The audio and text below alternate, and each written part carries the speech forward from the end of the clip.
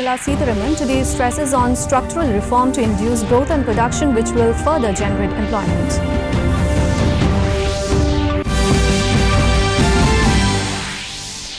India facing spat a number of COVID-19 positive patients crosses China with a total number of 85,940 confirmed cases. Manipur again affected by COVID-19. People migrated from outside changes it from green zone to orange zone. Tripura gets included in the list by having new COVID positive patients. Meghalaya state government assures to give relief to stranded people, also mentions about setting up more testing centers and take care of all necessities. And Myanmar government hand over 22 insurgents to Indian authorities, which includes 5 from NDFP and KLO. Good evening viewers and welcome to the Northeast News Bulletin. This is Saraswati. Now the news with the details. Finance Minister Nirmala Sitharaman today addressed her 4th consecutive press as part of 20 lakh crore package to meet the situation arising out of corona pandemic. Today she stresses on structural reform to induce growth and production which will further generate employment. Today's main announcements were on investments in 8 important sectors. She said that government is going to use coal mining on commercial basis and 50 blocks to be ready for mining. 50,000 crore to be invested in the sector, she said. Another major sector of investment to become self-reliant is defense sector. Industries producing defense-related items to be given more freedom and direct budgetary investment to be increased up to 78%. In aviation sector, she emphasized on developing 12 more airports under PPP mode. Government is thinking of creating more direct routes in aviation platform to make flights cheaper. Her another focus area was space research. Apart from ISRO, private sectors will be allowed to enter in the field. Atomic energy to be used in healthcare system. We can also provide the necessary boost. That sector too will become strong enough. India is facing a rise in the number of COVID-19 positive patients. Total number of confirmed cases are 85,940. That toll rose to 30,153. Maharashtra has the highest number of COVID patients in India, followed by New Delhi. A total number of 46,49,079 people have been victimized by the deadly COVID-19 virus around the world. Among them, 3,09,047 have lost their lives. A total of 17,71,799 have recovered till date. On the other hand, 25,68,233 are still active bearers of COVID-19 virus. Total number of deaths in America is 88,237. Whereas Russia recorded a death toll of 2,537. 2 more persons working in potato godown in Guwahati have been diagnosed with COVID-19. Including these 2 people, the toll of COVID-19 patients in Assam rose to 91. Presenting a report by our correspondent Kamal Bora with this reference.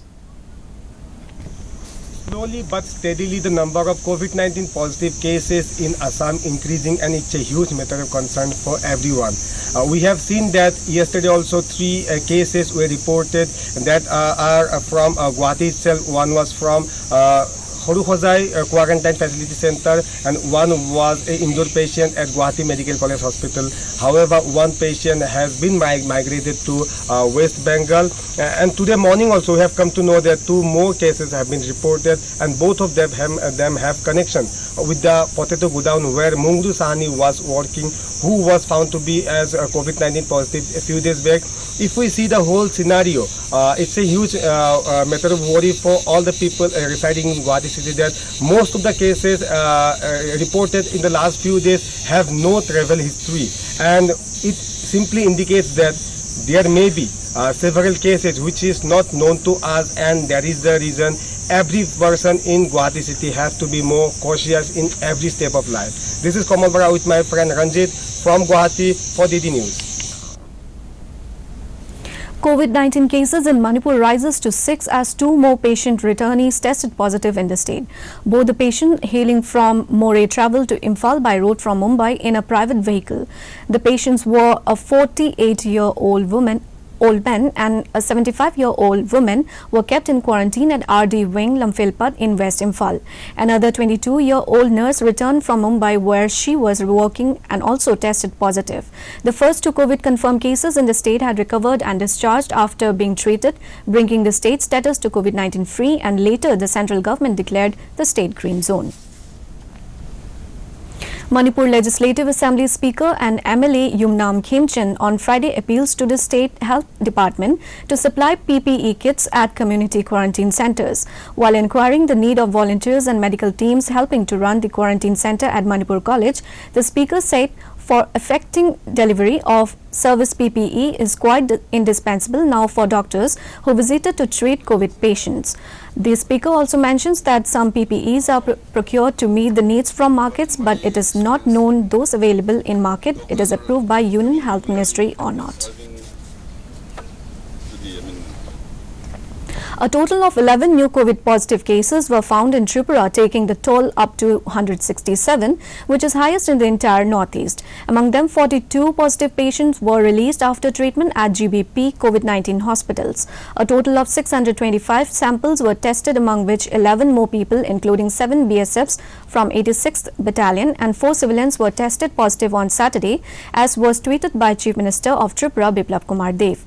The expert team also visited Jawahar Nagar, the headquarters of 2 BSF battalions, as a part of field inspection. The team of 3 experts also paid a visit to GBP hospital to see the treatment facilities.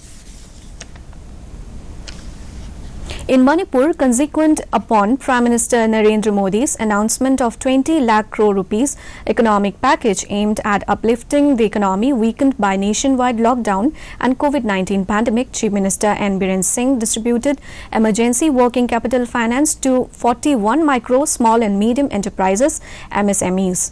The assistance was provided in coordination with the State Bank of India and Punjab National Bank to enable the MSMEs to resume their normal functioning.